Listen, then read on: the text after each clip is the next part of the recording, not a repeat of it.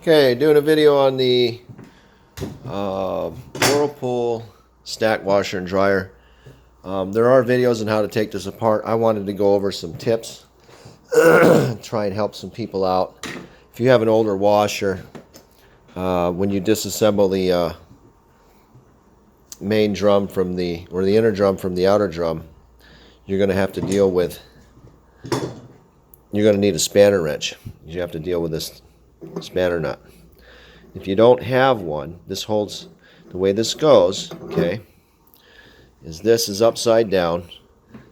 This inner drum goes over the shaft.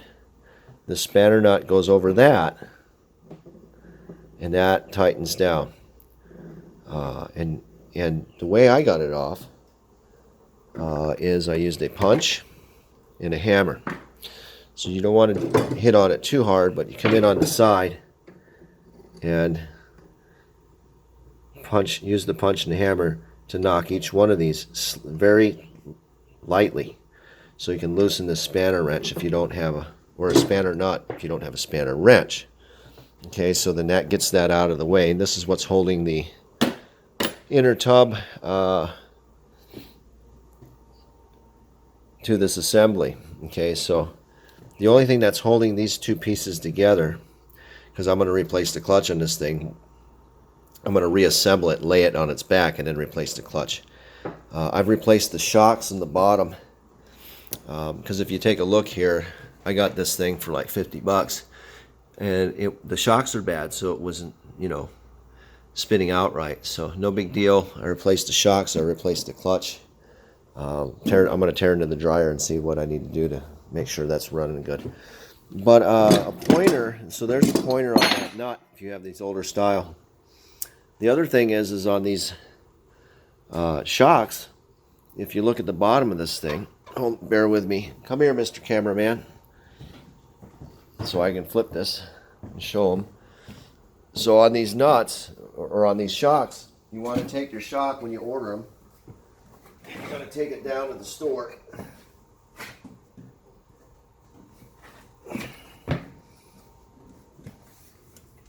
And what you're going to do, you take your shocks that you've ordered, you're going to go to this hardware store, and you're going to find the correct, this is coarse thread, but I don't remember what size it is. Okay, but anyway, you take your shock in, and at the bottom of your shock, you find this type of a nut. Okay, and these are locking nuts. If you look down here, you'll see what I've done. So you put your shock into the base, and even if your base is busted, you don't need a new base. You can use these nuts to do this. But I've doubled up on here, so put your shock in, tighten it down to the base, and then use the Loctite that they give you in the kit, and then get this nut at the hardware store. Where'd it go? There it is. And buy those and install them, and that's going to reinforce the bottom of these bases, because these shocks rip these bottom, they rip out of the cheap little thread inserts that are in these bases. So that'll prevent that.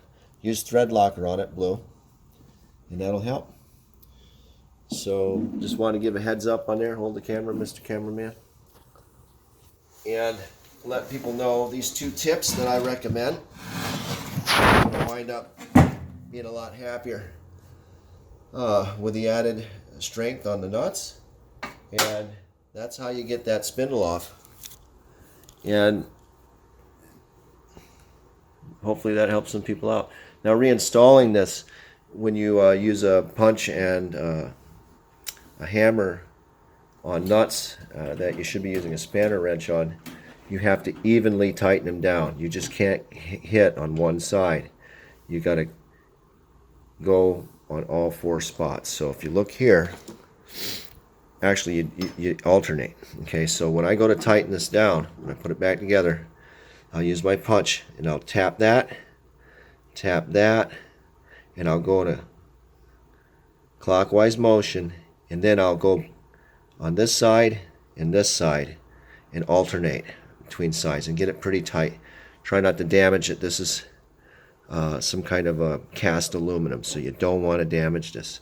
That's what it feels like anyway. Or just pot metal or whatever it is. But this shit will break easy. Be careful with it. All right. Hopefully that helps somebody out. And I'm going to try and wrap this up tonight.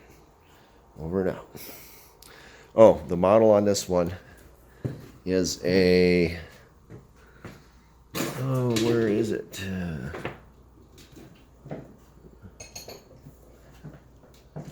I think that's it.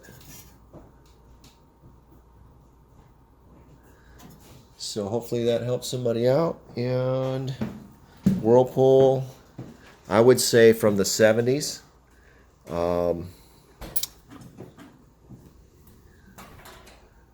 Stack washer and dryer.